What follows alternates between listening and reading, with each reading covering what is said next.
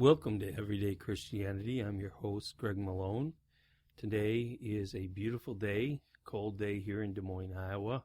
If you want to reach me and contact me in any way, you can reach me at www.malonegreg.com. That's www.malonegreg.com. Or you can give me a call on my phone at 315-744-0007. Again, my name's Greg Malone. Easy to find on the internet if you type in Greg Malone and abortion, or Greg Malone and human rights, or Greg Malone and just about any other social issue of the day. My name will probably come up on your search list on Google.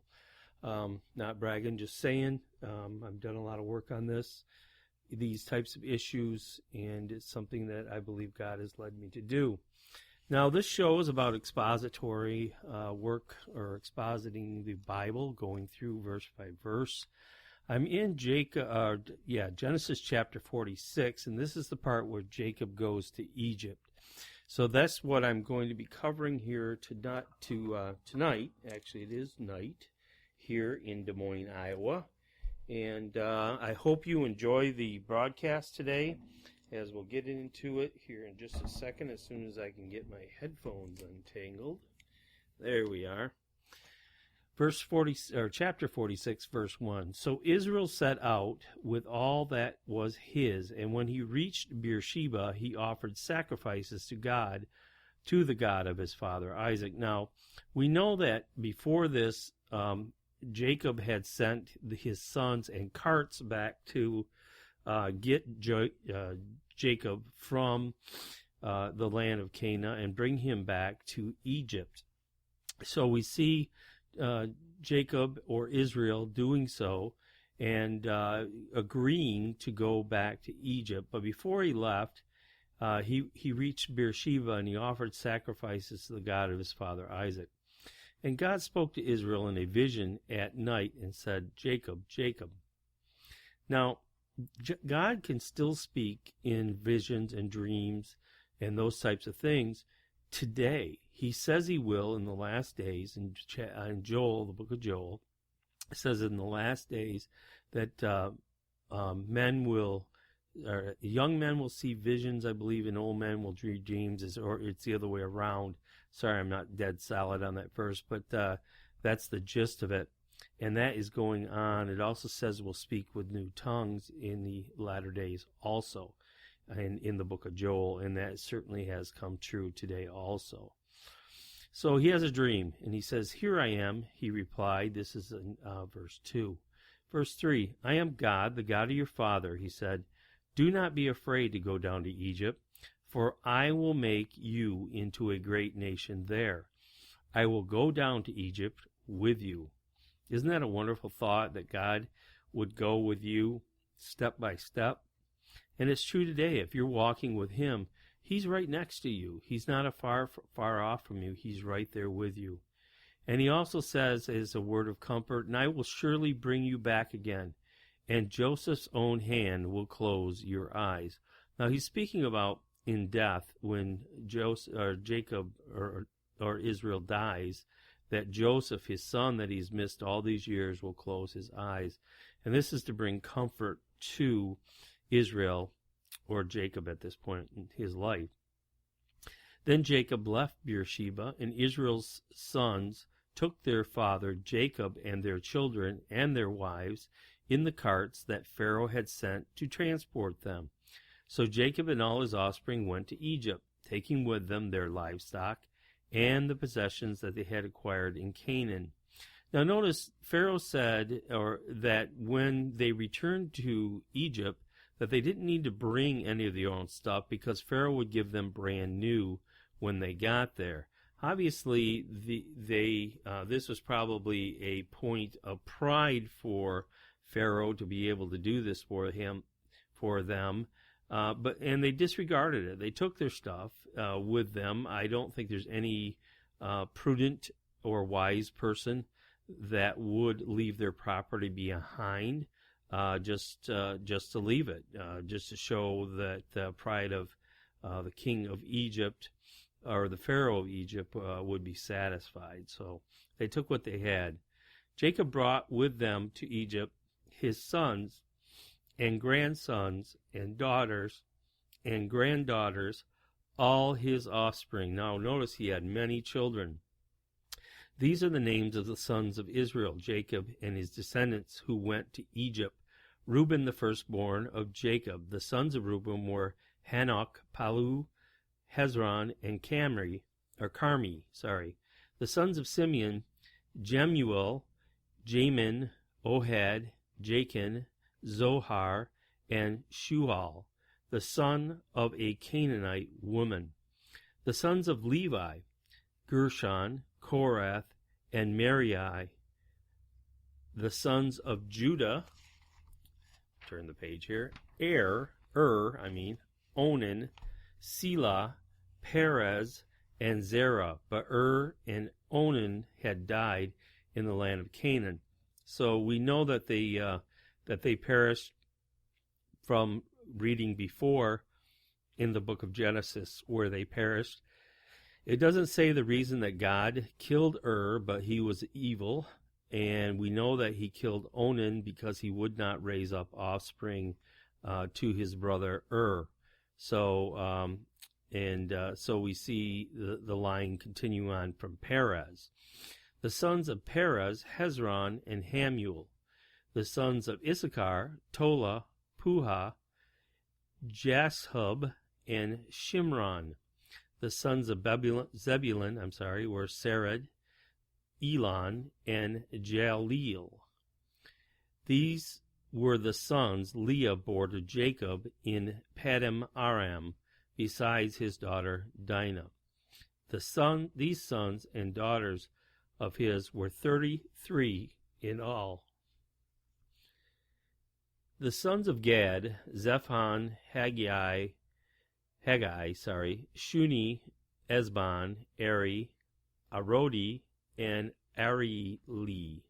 The sons of Asher, Imnah, Ishva, Ishvi, and Beriah. Their sister was Sarah, S-E-R-A-H. Don't believe it is the same spelling as Sarah, the wife of Abraham.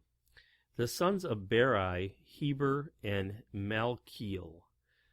So we see we're going down through this genealogy. I know it's kind of hard to follow, but just stick with it and we'll be through here in just a second. These were the children born to Jacob by Zilpah, whom Laban had given to his daughter Leah, 16 in all. The sons of Jacob's wife Rachel, Joseph, and Benjamin.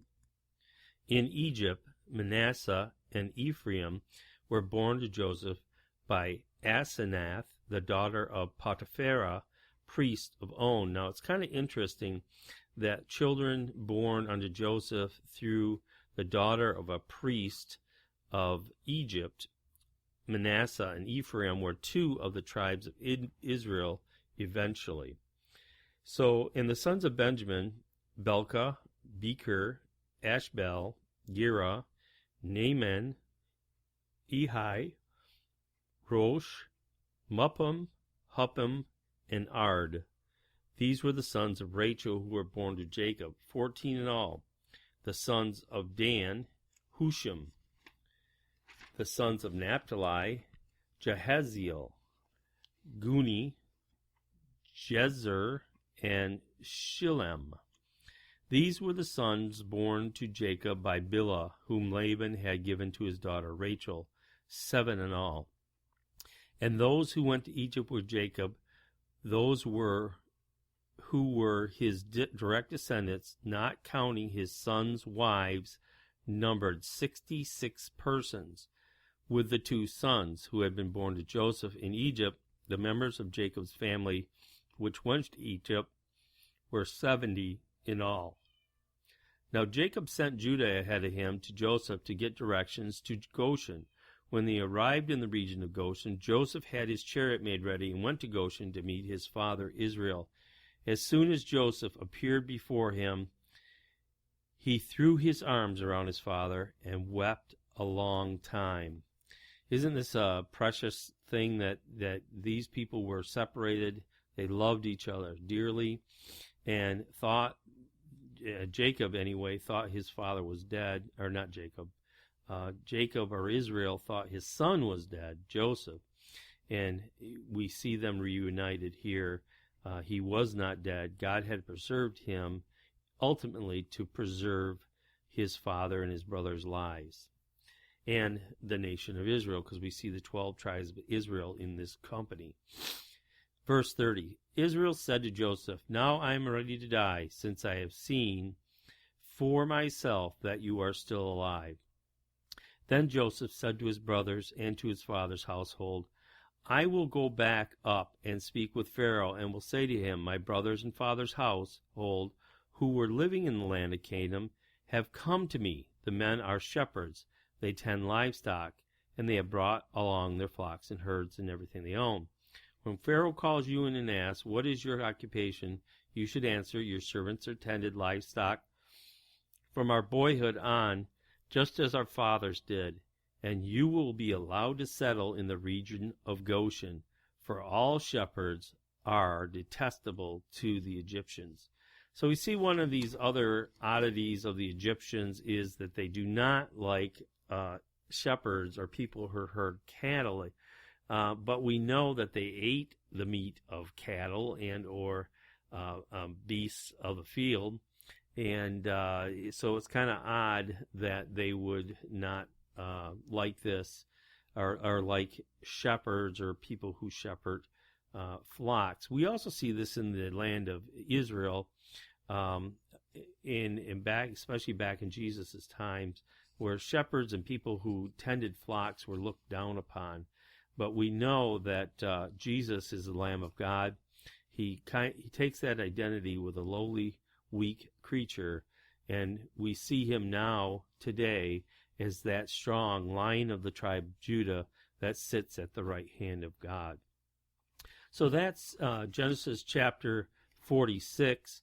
We're going to be moving on to 47, but I just want to encourage you today to look to God, to seek him. Maybe you don't believe in God at all and you don't think you need him, but he says that he is a rewarder of them who diligently seek him.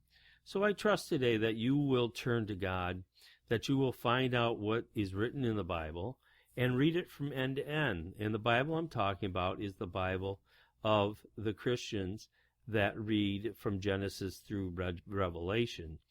And it is based on the Old Testament scriptures in the original Hebrew and Greek texts. If you would like to, you can contact me at 315-744-0007. You can leave a message and I will return it, or you can text message me at that number. You can also contact me at www.malonegreg.com. That's again www.malonegreg.com. It's just like it sounds. And you can contact me in many different ways on that website. You can see my bio and a little bit about me and my interests. So I trust that the Lord will bless you this day. Remember that the power of life and death is in the tongue. Choose life.